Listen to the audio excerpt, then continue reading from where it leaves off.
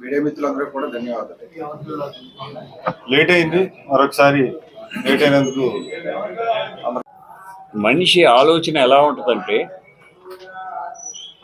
ఆ బుద్ధి పుట్టుకతోనే వచ్చింది. నీ ఆలోచన ఎప్పుడు ప్రజలకు మేలు చేయాలని కానీ, ప్రజల్ని మభ్యపెట్టి మోసం చేయటం తప్పితే ప్రజలకు చేసింది ఏమీ లేదు.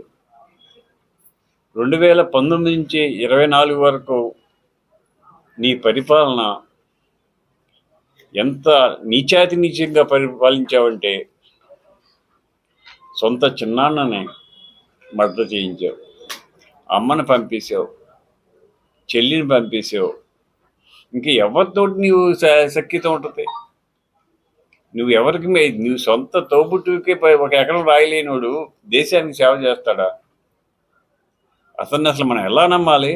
పైగంట ఇంక 2 సంవత్సరాలు అయిపోయింది, 3 సంవత్సరాలు పాదయాత్ర చేస్తాంట. గతంలో చేసావు, పాదయాత్ర చేసి ప్రజల సమస్యలు అర్థాలు చేసుకున్నావు, అన్నీ చేసావు. అప్పుడు ఏమి చేసావు?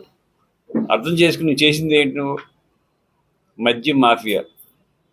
అది ఎంత విచిత్రమైందంటే, ఈరోజు టెక్నాలజీ పెరిగి ఫోన్పే చేస్తున్నాం. మనం కాయగూరలు కొన్నా కూడా ఫోన్పే చేస్తున్నాం.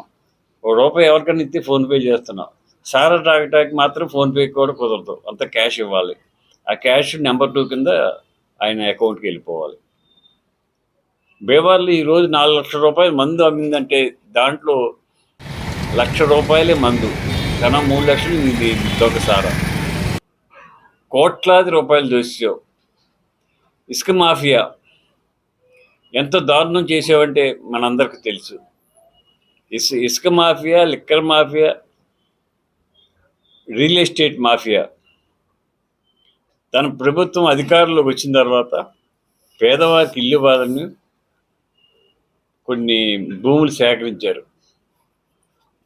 ఉదాహరణకి మన బేవార్లో సేకరించారు, లాకుల దగ్గర 70 ఎకరాలు. దాంట్లోకి కనీసం మనిషి నడిచి వెళ్ళలేని స్థితిలోని పొలాన్ని సేకరించారు. ₹1,07,00,000 చేసి, అక్కడ మార్కెట్ 60 లక్షలు జరుగుతుంటే ₹1,07,00,000 చేసి కొన్నారు. దాంట్లో మాఫియా, ప్రతిదీ మాఫియా. చంద్రబాబుని జైల్లో పెట్టాలని దురాలోచన రావటం అతని పతనానికి నాంది అయ్యింది.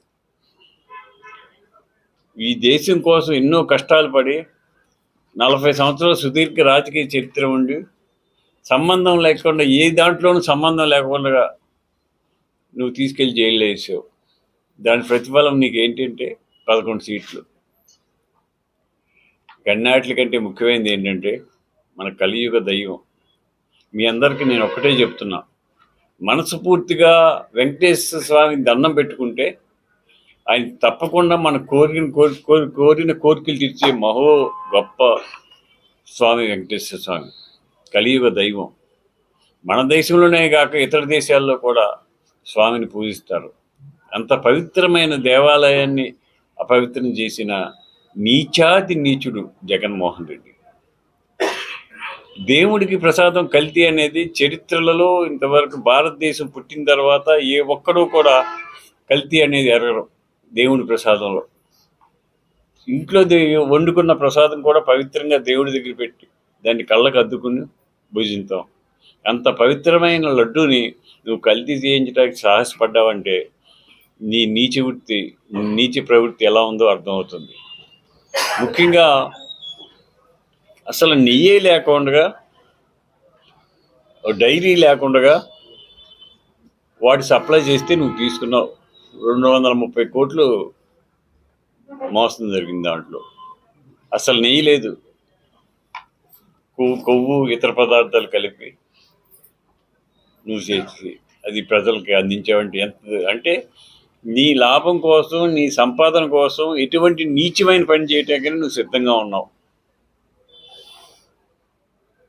సొంత చిన్నాన్ని చంపేస్తే అది హార్ట్ అటాక్ అని పెట్టే గొడ్లతో ఘాట్లు ఉన్నా కూడా, అంటే నీచానికి ఒడిపడటంలో వెనకంజ వేయని వ్యక్తి ఎవరంటే మన భారతదేశంలో జగన్మోహన్ రెడ్డి గారు ఒక్కడే. ఎంత నీచమైన పని చేయటానికైనా డబ్బు కోసం చేయటానికి సిద్ధపడే వ్యక్తి. ఈ పవిత్ర దేవాలయంలో లడ్డూ ప్రసాదానికి కల్తీ చేయించావంటే ఆ స్వామి నీకు శిక్ష విధిస్తాడు. నీకు 151 సీట్లల్లా 11 సీట్లకు వచ్చావు. 11 సీట్లల్లా వెంకటేశ్వర స్వామి నీకు 0 సీట్లు చేస్తాడు. నీ చరిత్ర అయిపోయింది. కానీ అయిపోయినా రఫ్ ఆడతా అని పిచ్చ మాటలు మాట్లాడుతున్నావు. ఏం మాట్లాడుతున్నా? ఏంటి రఫ్ ఆడేది? నువ్వు చూసేది ఏంటి? నీ అమ్మకు కూడట్లేవు. నీ తల్లి నీ చెల్లికి కనీసం ఒక జాకెట్ మొక్కోవాలనేవాడు నువ్వు దేశం గురించి మాట్లాడుతున్నావు. ఇంకా ఈయనంట మళ్ళీ అధికారంలోకి వస్తాడంట, జనాన్ని రఫ్ ఆడతాడంట. రఫ్ ఆడతాం కాదు, అసలు నీ బతుకు ఏంటో చూసుకో. నీ బతుకు ఏ పరిస్థితి దిగజారిందో చూసుకో. ప్రజలందరూ నమ్మి, నీ పాదయాత్ర నమ్మి 151 సీట్లు ఇస్తే ప్రజలను మోసం చేసిన వ్యక్తి నువ్వు. అటువంటి జగన్మోహన్ రెడ్డి ఈ పవిత్ర దేవాలయాన్ని అపవిత్రత చేసిన ఘనత భారతదేశ చరిత్రలో ఎక్కడా ఉండదు. ఒక్క జగన్మోహన్ రెడ్డి గారి హిస్టరీలోనే ఇది జరిగింది. ఇకపోతే ఆయనకున్న అనుచరులు జోగి రమేష్ గారు, అంబటి రాంబాబు గారు, వాడు ఎలా మాట్లాడుతున్నారంటే మనం చెప్పలేని పదజాలంతో బూతులు మాట్లాడుతున్నారు. అసలు రాజకీయ నాయకుడు మాట్లాడవలసిన విధానం అదేనా? మనం శత్రువుని కూడా మిత్రుడిని కూడా గౌరవిస్తాం, గౌరవంగా మాట్లాడతాం. అగౌరవం అనేది జనసేన పార్టీలో కానీ ఎన్డీఏ కూటమిలో కానీ లేదు. పవన్ కళ్యాణ్ గారు ఆశయం ఒకటే, ఈ రాష్ట్రం బాగుండాలి, ఈ రాష్ట్రంలో యువతకు ఉద్యోగాలు రావాలి, అందరూ బాగుండాలని తపన తప్పితే కులం కానీ మతం కానీ భేదం లేని మనిషి పవన్ కళ్యాణ్ గారు. చంద్రబాబు నాయుడు గారు అధికారంలోకి వచ్చిన తర్వాత ఈ రోజు వరకు ఒక్క నిమిషం కూడా కూర్చోకుండా ఇతర దేశాలు వెళ్ళి పెట్టుబడులు తీసుకొచ్చి ఆంధ్ర రాష్ట్రాన్ని అభివృద్ధి చేయాలని చెప్పి ఆలోచన చేస్తున్నారు. అప్పుడే కొన్ని వేల కోట్లు పెట్టుబడులు తీసుకొచ్చారు. అమరావతి రాజధాని కోసం కేంద్రం నుంచి సహాయం తీసుకుని వేలాది కోట్లు తీసుకొచ్చి అమరావతి రాజధాని వేగవంతం చేశారు.